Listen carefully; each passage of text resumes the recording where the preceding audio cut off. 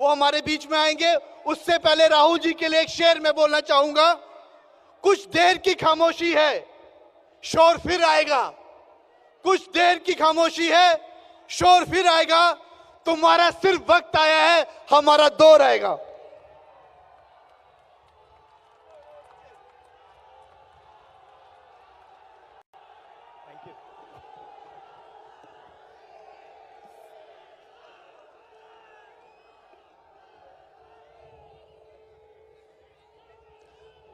अशोक गहलोत जी,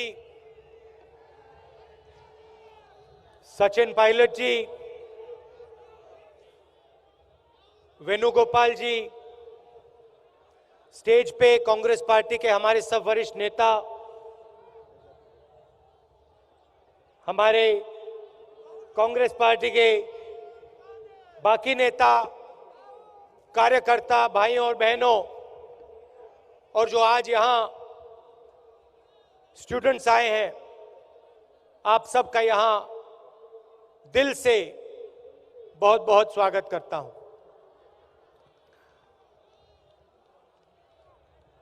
और जो आज परफॉर्मर्स आए हैं,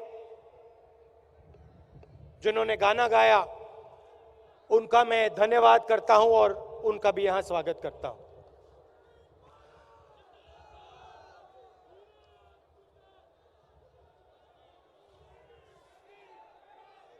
देश की हालात इस देश का हर युवा जानता है और पहचानता है। हर देश के पास कोई ना कोई पूंजी होती है।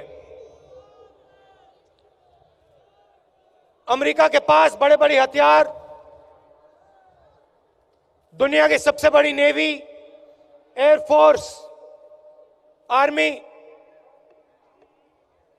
सऊदी अरेबिया के पास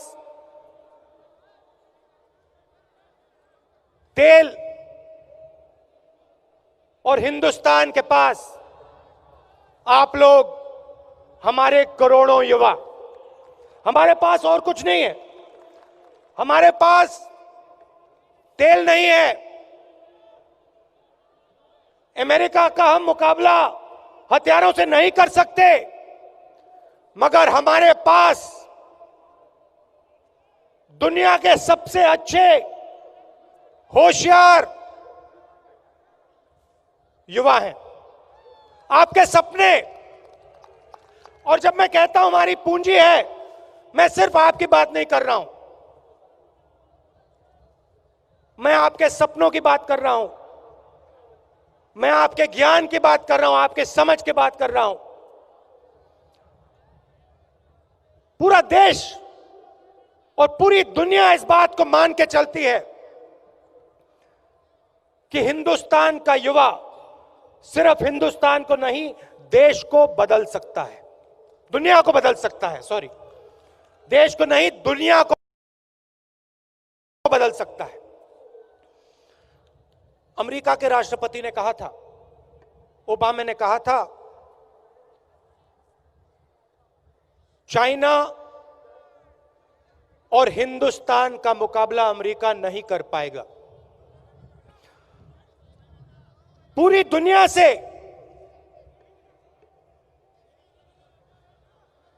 अलग अलग देशों से लोग हिंदुस्तान के युवाओं में इन्वेस्ट करने के लिए आया करते थे। अपना पैसा हिंदुस्तान में इन्वेस्ट करते थे, क्योंकि वो आप सब में भरोसा करते थे।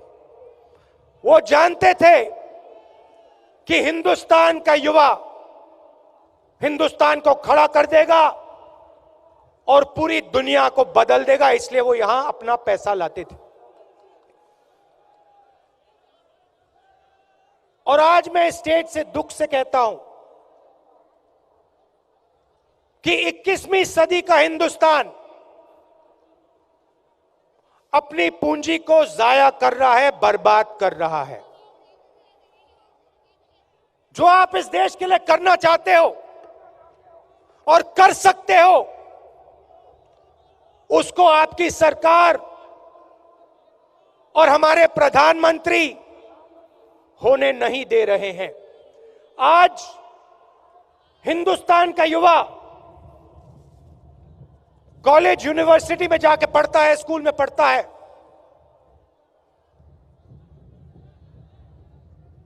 और बेरोजगारी का सपना देखता है।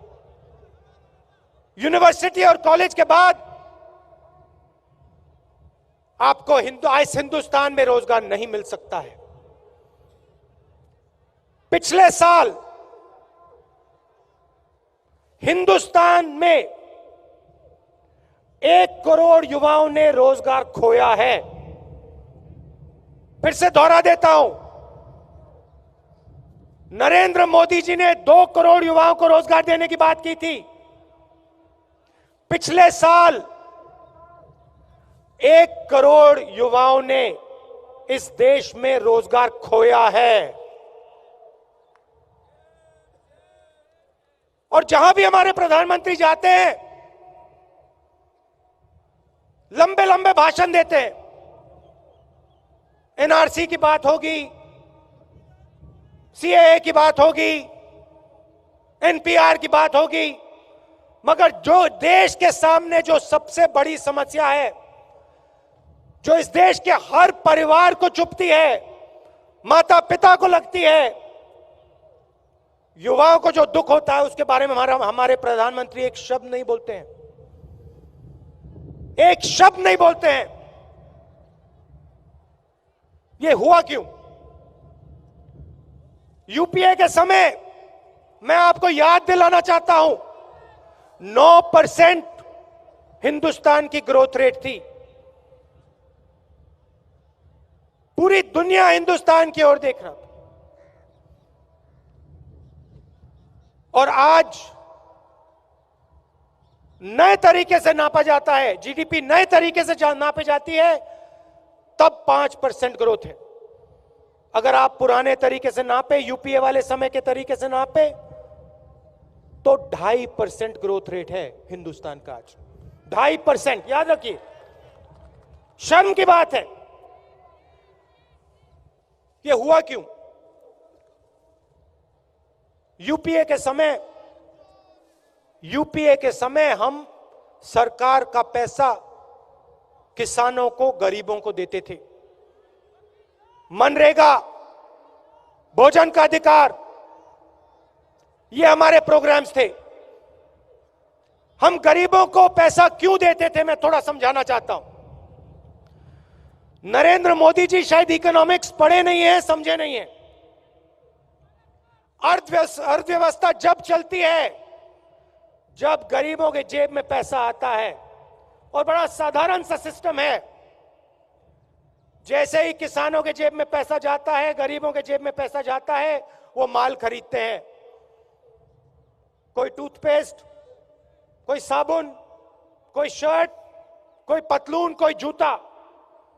जैसे ही हिंदुस्तान के गरीब लोग माल खरीदते थे, वैसे ही फैक्ट्रियां चालू हो जाती थी। जैसे ही फैक्ट्रियां चालू हो जाती थी, कोई फैक्ट्री शर्ट बनाती, कोई पतलून बनाती, कोई सेलफोन बनाती। हिंदुस्तान के करोड़ों लोग माल खरीदते। उन्हीं फैक्ट्रियों में हिंदुस्तान के युवाओं को रोजगार मिलता, और उन्हीं फैक्ट्रियों में पूरी दुनिया का इन्वेस्टमेंट आता था। अब नरेंद्र मोदी जी ने क्या किया? किसानों को बर्बाद कर दिया, मनरेगा को खोखला कर दिया, भोजन के अधिकार को बंद कर दिया, नोटबंदी की, गब्बर सिंह टैक्स लागू किया। इससे क्या हुआ? हिंदुस्तान के किसान, मजदूर, युवाओं के जेब में से उन्होंने पैसा निकाला और 15-20 उद्योगपतियों के जेब में डाल दिया। भाइयों और बहनों, 3,50,000 करोड़ रुपए आपके जेब में से निकाल के, आपकी यूनिवर्सिटीज में से निकाल के, आपके अस्पतालों में से निकाल के नरेंद्र मोदी ने 15 सबसे अमीर लोगों का कर्जा माफ करवाया है। 3,50,000 करोड़ रुपए, कुछ ही महीने पहले 1,50,000 करोड़ रुपए टैक्स माफ किया। जैसे ही गरीबों के जेब में से पैसा गया, किसानों के जेब में से पैसा गया, युवाओं से पैसा गया, आप लोगों ने माल खरीदना बंद किया। जैसे ही आपने माल खरीदना बंद किया, फैक्ट्री बंद हो गई और 45 साल से सबसे ज्यादा बेरोजगारी आज हिंदुस्तान में आ गई। आप किसी भी छोटे दुकानदार के पास चले जाइए, उससे पूछिए जीएसटी से फायदा हुआ या नुकसान। सारे के सारे आपको कहेंगे भैया बर्बाद कर दिया, नुकसान हो गया। अंबानी अदानी का जरूर फायदा हुआ, जो सबसे बड़े बिजनेसमैन हैं उनका फायदा हुआ, मगर लाखों करोड़ों युवाओं का, छोटे दुकानदारों का, स्मॉल मीडियम बिजनेस वालों का धंधा बर्बाद हो गया।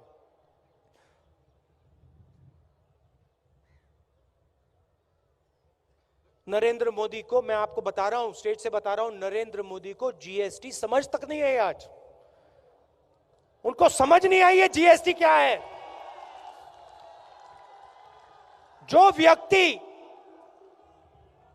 नोटबंदी जैसा काम कर सकता है, आप किसी भी युवा से पूछ लो, नोटबंदी से फायदा हुआ नुकसान, 8 साल के बच्चे से पूछ लो बेटा, 8 साल के बच्चे से पूछो बेटा नोटबंदी से फायदा हुआ नुकसान, वो कहेगा फायदा हुआ। नुकसान हुआ? फायदा कहां हुआ, नुकसान हुआ। मेरे जेब से पैसा ले लिया नरेंद्र मोदी ने, अदानी को दे दिया। और दुनिया की हालत आप देखिए और समझिए। पहले हिंदुस्तान चाइना का मुकाबला करता था। यह आप मोबाइल फोन पकड़िए, चाइना में बनता है। माइक्रोफोन के नीचे देखूं, चाइना में बना है। शर्ट के पीछे, जूते के नीचे मेड इन चाइना। हिंदुस्तान उनका मुकाबला कर सकता है और कोई देश कर ही नहीं सकता है। और हिंदुस्तान का युवा अकेला चाइना के युवा के साथ मुकाबला कर सकता है और कोई कर ही नहीं सकता है। और हिंदुस्तान के लिए बहुत बड़ा मौका है। दुख की तो यह बात है, यहां हम अपनी पूंजी जाया कर रहे हैं, मगर ऐसा मौका हमारे सामने कभी वापस नहीं, कभी आने वाला नहीं है। एक बार आएगा, पूरी दुनिया,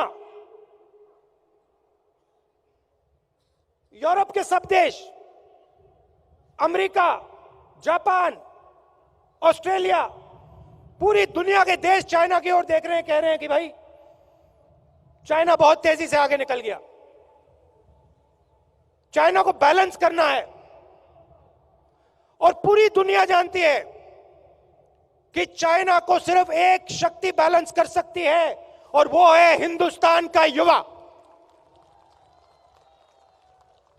पूरी दुनिया तैयार है, यूरोप के सब देश तैयार हैं, अमेरिका तैयार है, कनाडा तैयार है, ऑस्ट्रेलिया तैयार है। सारे के सारे देश हिंदुस्तान के साथ खड़े होकर हिंदुस्तान को मैन्युफैक्चरिंग का कैपिटल बनाना चाहते हैं। सारी कंपनियां जो आज चाइना में है, वो हिंदुस्तान में आना चाहती हैं। और जब भी मैं उनसे बात करता हूं, मुझसे सवाल पूछते हैं। मुझे दुख होता है, मैं आपको बताता हूं क्या सवाल पूछते हैं। मुझसे पूछते हैं, आप चाहते हो कि हम अपना पैसा हिंदुस्तान में डालें? आप चाहते हो कि हम मिलकर चाइना से कंपटीशन करें? मगर आप हमें एक बात समझाओ, पहले हिंदुस्तान में शांति थी, आज हर रोज हम अखबार में पढ़ते हैं कि हिंदुस्तान में हिंसा है। हिंदुस्तान के लोग एक दूसरे से लड़ रहे हैं, हिंदुस्तान की सरकार देश में हिंसा फैला रही है। आप हमें बताइए, हिंसा के माहौल में हम इन्वेस्ट क्यों करें? हिंसा के माहौल में हम जो लाखों करोड़ रुपए हिंदुस्तान में इन्वेस्ट करना चाहते हैं, हम उसको क्यों करें? पता नहीं कल क्या होगा। यह काम नरेंद्र मोदी जी ने किया है। पहला काम, आपके जेब में से पैसा निकालकर हिंदुस्तान के सबसे अमीर 15-20 लोगों को दिलवाया है। और मैं ये नहीं कहता हूं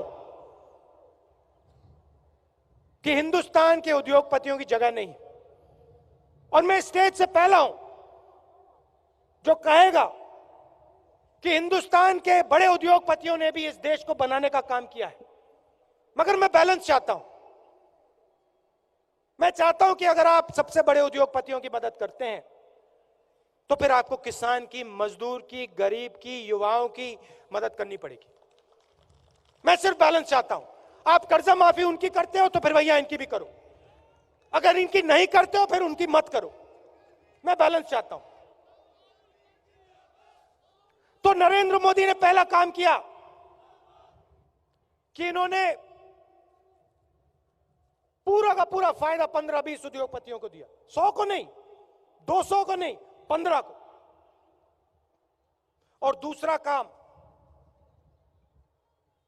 भयंकर काम, जो दुनिया में हिंदुस्तान का रेप्यूटेशन था, जो दुनिया में हिंदुस्तान की इमेज थी कि एक ऐसा देश है, भाईचारे का देश है, प्यार का देश है, मिलजुल के काम करता है। बात होती थी, पूरी दुनिया में लोग देखते थे, कहते थे देखो पाकिस्तान को देखो, पाकिस्तान में हिंसा का माहौल है, एक दूसरे से दिन भर लड़ते थे। एक तरफ पाकिस्तान, दूसरी तरफ हिंदुस्तान। एक तरफ हिंसा, दूसरी तरफ प्यार, भाईचारा। पाकिस्तान बटा हुआ देश, हिंदुस्तान एक साथ चलने वाला देश। इस इमेज को नरेंद्र मोदी ने बर्बाद कर दिया है। आज बाकी दुनिया में हिंदुस्तान को रेप कैपिटल माना जाता है दुनिया का। हर रोज अखबार में आता है कहीं ना कहीं किसी महिला का बलात्कार हुआ। प्रधानमंत्री इसके बारे में नहीं बोलेंगे। और जब हमारे युवा प्रधानमंत्री से सवाल पूछते हैं, आप बताइए आपने हिंदुस्तान का रेपुटेशन पूरी दुनिया में क्यों खत्म किया? आप बताइए आज इस देश में बेरोजगारी क्यों है? आप बताइए कि आपने पिछले 5 सालों में युवाओं के लिए क्या किया? तो फिर आपके ऊपर ही गोली चलाई जाती है, आपको मारा जाता है, आपको कुचला जाता है। मैं चैलेंज देता हूं प्रधानमंत्री को, मैं चैलेंज देता हूं किसी भी हिंदुस्तान की यूनिवर्सिटी में चले जाएं और अपने भाषण से पहले जो स्टूडेंट्स हैं उनसे सवाल पूछवा लें। मैं चैलेंज देता हूं किसी भी यूनिवर्सिटी में प्रधानमंत्री चले जाएं और युवाओं के दिल में जो सवाल है, बेरोजगारी का सवाल, हिंदुस्तान को बांटने वाला सवाल, हिंदुस्तान की इमेज को नष्ट करने वाला सवाल, इसका जाके यूनिवर्सिटी में, कॉलेज में नरेंद्र मोदी जवाब दे दें। नहीं दे सकते, नहीं दे सकता, मगर यह जरूर कह सकते हैं नरेंद्र मोदी झूठे वायदे जरूर कर सकते हैं। 2 करोड़ युवाओं को रोजगार दूंगा,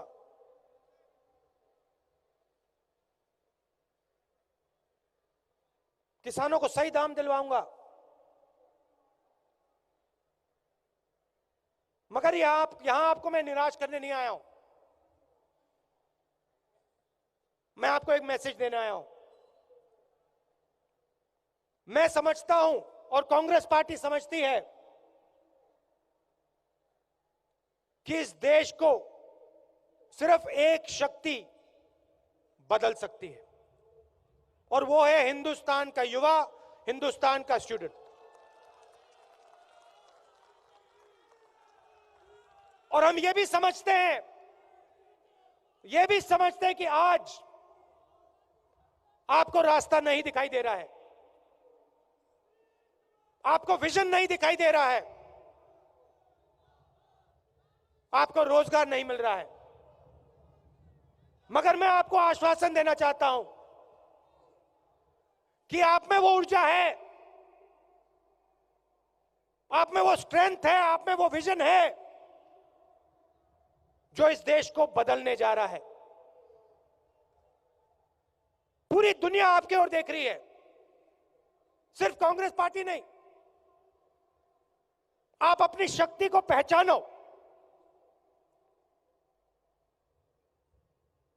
जब आप टेलीफोन के पीछे मेड इन चाइना देखते हो, जूते के नीचे मेड इन चाइना देखते हो, उन शब्दों को आप पहचानो।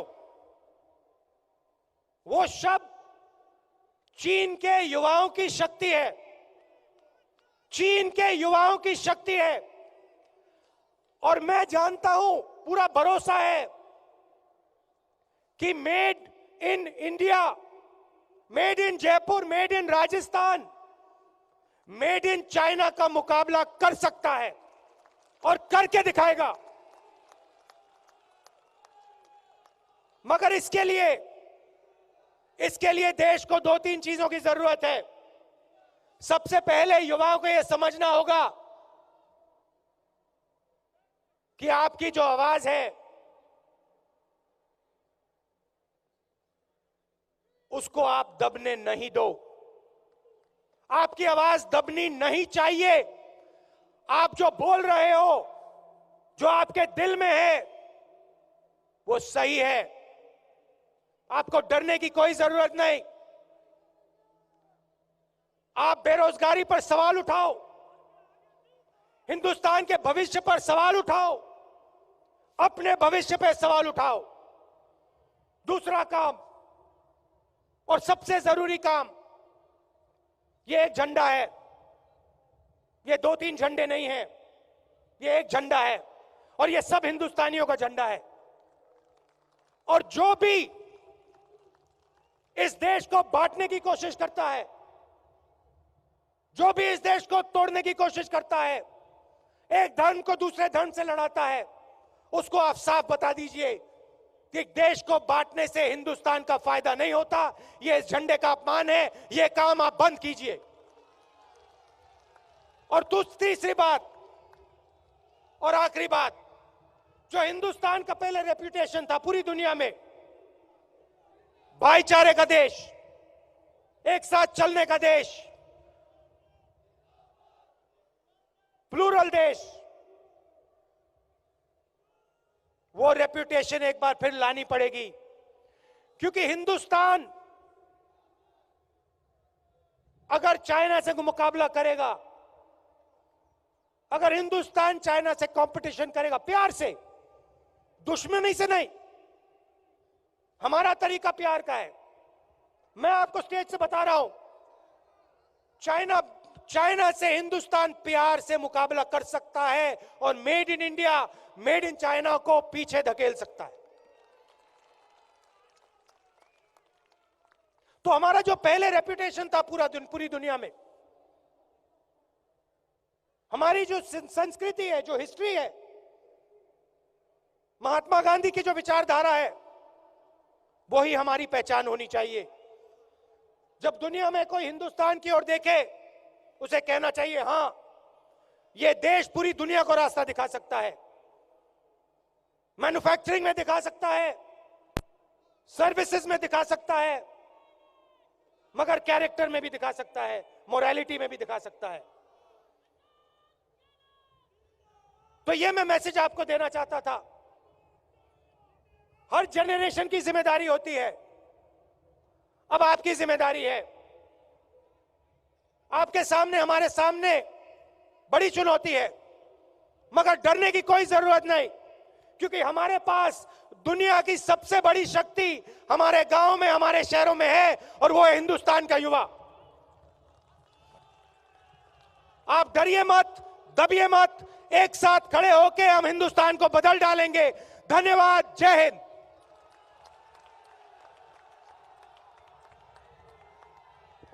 धन्यवाद राहुल जी।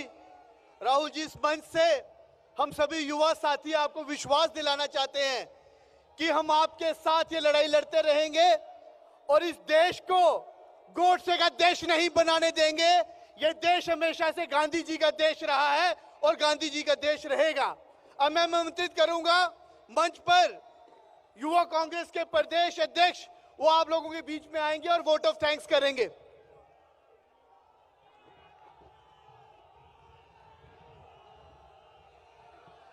राजस्थान के युवाओं की आवाज सुनने के लिए और देश के प्रधानमंत्री जी के अन्याय के ऊपर इन युवाओं के आक्रोश को संबोधित करने के लिए हमारे बीच में आए आदरणीय राहुल गांधी जी, आदरणीय मुख्यमंत्री जी, आदरणीय उप मुख्यमंत्री जी, सम्मानित मंच और पूरे राजस्थान से कोने कोने से आए हुए युवा साथी, सबसे पहले इन सभी युवाओं की तरफ से आदरणीय राहुल गांधी